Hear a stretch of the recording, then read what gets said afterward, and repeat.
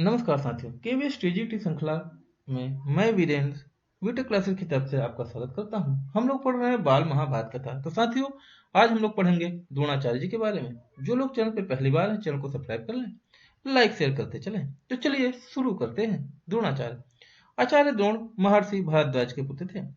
पंचाल नरेश के पुत्र द्रुपद भी द्रोण के साथ ही भारद्वाज आश्रम में ही शिक्षा पा रहे थे। दोनों में गहरी मित्रता थी। कभी कभी राजकुमार द्रुपद उत्साह में आकर द्रोण के यहाँ तक कह देते थे कि पंचाल देश का राजा बन जाने पर मैं आधा राज तुम्हें दे दूंगा। शिक्षा समाप्त होने पर द्रोणाचार्य ने कृपाचार्य की बहन से ब्याह कर लिया। उससे एक पुत्र हुआ जिसका नाम उन्होंने अश्वत्थामा रखा। द्रोण अपनी पत्नी और पुत्र से प्रेम करते थे। द्रोण बड़े गरीब थे। वह चाहते थे कि धन प्राप्त किया जाए और अपनी पत्नी व पुत्र के साथ सुख से रहा जाए।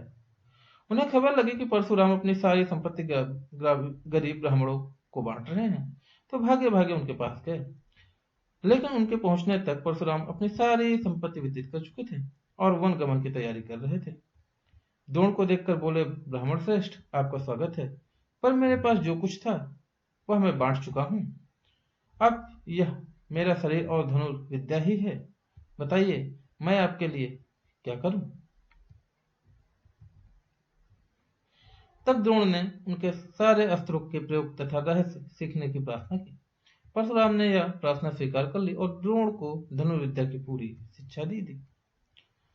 कुछ समय बाद राजकुमार द्रुपद के पिता का देहवासन हो गया और द्रुपद राजगद्दी पर बैठा। द्रोणाचार्य को जब द्रुपद के पंचाल देश की राजगद्दी पर बैठने की खबर लगी तो यह सुनकर वह बड़े प्रसन्न हुए और राजा द्रुपद से मिलने पंचाल देश को चल पड़े। उन्हें गुरु के आश्रम में द्रुपद की लड़कपन में की गई बातचीत याद थी। सोचा, यदि आधा राज्य भी ना देगा तो कम से कम कुछ धन तो जरूर दे ही देगा। यह आशा लेकर द्रोणाचार्य राजा द्रुपद के पास पहुंचे और बोले, मित्र द्रुपद, मुझे पहचानते हो ना? मैं तुम्हारा बालपन का मित्र द्रोण हूँ। ईश्वर के मद में मत हुए राजा द्रुपद को द्रोणाचार्य का आना बुरा लगा और द्रोण को अपने साथ मित्र का सा व्यवहार करना तो और भी अखरा। वह द्रोण पर गुस्सा हो गया और बोला, ब्राह्मण, तुम्हारा यह सज्जनोचित नहीं है। मुझे मित्र कहकर पुकारने का तुम्हें साहस कैसे हुआ? सिंहासन पर बैठे हुए एक राजा के साथ एक दरिद्र प्रजाजन भी मित्रता कभी हुई है? तुम्हारी बुद्धि कितनी कच्ची है। लड़कपन में लाचारी के कारण हम दोनों को जो साथ रहना पड़ा, उसके आधार पर तुम द्रुपद से मित्रता का दावा करने लगे। दरिद्र के धनी के साथ, मूर्ख की विद्वान के साथ और कायर की वीर के साथ मित्रता कहीं हो सकती है? मित्रता बराबरी की हैसियत वालों में ही होती है। जो किसी राज्य का स्वामी ना हो वह राजा का मित्र कभी नहीं हो सकता। द्रुपद की इन कठोर गर्मोक्तियों को सुनकर द्रोणाचार्य बड़े लज्जित हुए और उन्हें क्रोध भी बहुत आया। उन्होंने निश्चय किया कि मैं इस अभिमानी राजा को सबक सिखाऊंगा और बचपन में जो मित्रता की बात हुई थी उसे पूरा करके चहल लूंगा। वह हस्तिनापुर पहुंचे और अपनी माता से के भाई कृपाचार्य के यहाँ गुप्त रूप से रहने लगे। एक रोज हस्तिनापुर के राजकुमार नगर से बाहर कहीं गेंद खेल रहे थे। इतने में उनकी गेंद एक कुएं में जा गिरी।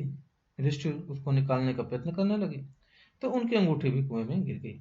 सभी राजकुमार कुएं के चारों ओर झांक झांक कर देखने लगे, पर उसे निकालने का उपाय किसी उनको नहीं सोचता था। एक कृष्ण वर्ण का ब्राह्मण मुस्कुराता हुआ यह सब चुपचाप देख रहा था। राजकुमारों को उसका पता नहीं था। राजकुमारों को अचरज में डालता हुआ बोला, राजकुमारों, बोलो मैं गेंद निकाल दूं तो तुम मुझे क्या दोगे? ब्राह्मण श्रेष्ठ, आप गेंद निकाल देंगे तो कृपाचार्य के घर आपकी बढ़िया दावत कराएंगे। ऋषि ने हंसते हुए कहा, तब तो द्रोणाचार्य पास में पड़ी हुई सीख उठा ली और उसे पानी में फेंका। सीख गेंद को ऐसे जाकर लगी जैसे तीर और फिर इस तरह लगातार कई सीखें वे कुएं में डालते गए। सीख एक दूसरे के सिरे से चिपकती गई। जब आखिरी सीख का सिरा कुएं के बाहर तक पहुंच गया तो द्रोणाचार्य ने उसे पकड़ कर खींच लिया और गेंद निकल आई। सब राजकुमार आश्चर्य से यह करतब देख रहे थे। उन्होंने ब्राह्मण से विनती की कि युधिष्ठिर की अंगूठी भी निकाल दीजिए। द्रोण ने तुरंत धनुष चढ़ाया और कुएं में तीर मारा। पल भर में बाण अंगूठी की नोक में लिए हुए ऊपर आ गया। द्रोणाचार्य ने अंगूठी युधिष्ठिर को दे दी। यह चमत्कार देखकर राजकुमारों को और भी ज्यादा आश्चर्य हुआ। उन्होंने द्रोण के आगे आदरपूर्वक सिर नवाया और हाथ जोड़कर पूछा, महाराज, हमारा प्रणाम स्वीकार कीजिए और हमें अपना परिचय दीजिए कि आप कौन हैं। हम आपकी क्या सेवा कर सकते हैं, हमें आज्ञा दीजिए। द्रोण ने कहा, राजकुमारों, यह सारी घटना सुन मेरा परिचय भीष्म से ही मेरा परिचय प्राप्त कर लेना। राजकुमार ने जाकर पिता सुनाई तो सारी बात सुनाई तो भीष्म ताड़ गए कि हो न हो वे सुप्रसिद्ध आचार्य द्रोण ही होंगे। यह सोचकर उन्होंने निश्चय कर लिया कि अब से राजकुमारों की अस्त्र शिक्षा द्रोणाचार्य के हाथों ही पूरी कराई जाए। बड़े सम्मान ने उन्होंने द्रोण का स्वागत किया और राजकुमारों को आदेश दिया कि वे गुरु द्रोण से ही धनुर्विद्या सीखा करें।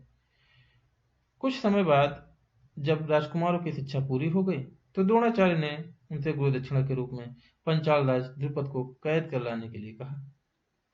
उनकी आज्ञा अनुसार पहले दुर्योधन और कर्ण ने द्रुपद के राज्य पर धावा बोल दिया, पर पराक्रमी द्रुपद के आगे वे ठहर न सके, हार कर वापस आ गए। तब द्रोण ने अर्जुन को भेजा। अर्जुन ने पंचाल राज की सेना को तहस नहस कर दिया और राजा द्रुपद को उनके मंत्री सहित कैद करके आचार्य के सामने रखा गया। द्रोणाचार्य ने मुस्कुराते हुए द्रुपद से कहा, हे वीर, डरो नहीं, किसी प्रकार की विपत्ति की आशंका न करो। लड़कपन में तुम्हारी हमारी मित्रता हुई थी, साथ साथ खेले कूदे उठे बैठे। बाद में तुम राजा बन गए तो ईश्वर के मद में आकर तुम भूल गए और मेरा अपमान किया। तुमने कहा था कि राजा के साथ मित्रता कर सकता है, इसी कारण मुझे युद्ध करके तुम्हारा राज्य छीनना पड़ा, परंतु मैं तो तुम्हारे साथ मित्रता ही करना चाहता हूँ, इसलिए आधा राज्य तुम्हें वापस लौटा देता हूँ, क्योंकि मेरा मित्र बनने के लिए भी तो तुम्हें राज्य चाहिए ना। मित्रता तो बराबरी की हैसियत वालों में ही हो सकती है। द्रोणाचार्य ने इसे अपना अपमान का काफी बदला समझा और उन्होंने द्रुपद को बड़े सम्मान के साथ विदा किया। इस प्रकार राजा द्रुपद का गर्व चूर हो गया। लेकिन बदले से घृणा दूर नहीं होती। किसी के अभिमान को ठेस लगने से जो पीड़ा होती है उसे सहन करना बड़ा कठिन होता है। द्रोण से बदला लेने की भावना द्रुपद के जीवन का लक्ष्य बन गई। उसने कई कठोर व्रत और तब इस कामना से किए कि एक ऐसा पुत्र हो जो द्रोण को मार सके, साथ ही एक ऐसी कन्या जो अर्जुन को ब्याही जा सके। आखिर उसकी कामना पूरी हुई। उसके धृष्टद्युम्न नाम का एक पुत्र हुआ और द्रौपदी नाम की एक कन्या। आगे चलकर कुरुक्षेत्र में रणभूमि में अजय द्रोणाचार्य इसी धृष्टद्युम्न के हाथों मारे गए थे। तो यहाँ तक थी द्रोणाचार्य जी के बारे में। अब आगे हम लोग पढ़ेंगे लाख का घर। ठीक है, इसको लाक्षागृह भी कहा जाता है कई जगह, और अगर आपने सीरियल्स में देखा होगा तो इसे लाक्षागृह का नाम दिया गया है। तो मिलते हैं लाख के घर के साथ में नई वीडियो के साथ में। तब तक के लिए बने रहिए इसी श्रृंखला के साथ में। जो लोग चैनल पे पहली बार हैं सब्सक्राइब कर लें, लाइक शेयर करते चलें। मिलते हैं नए वीडियो के साथ में, तब तक के लिए जय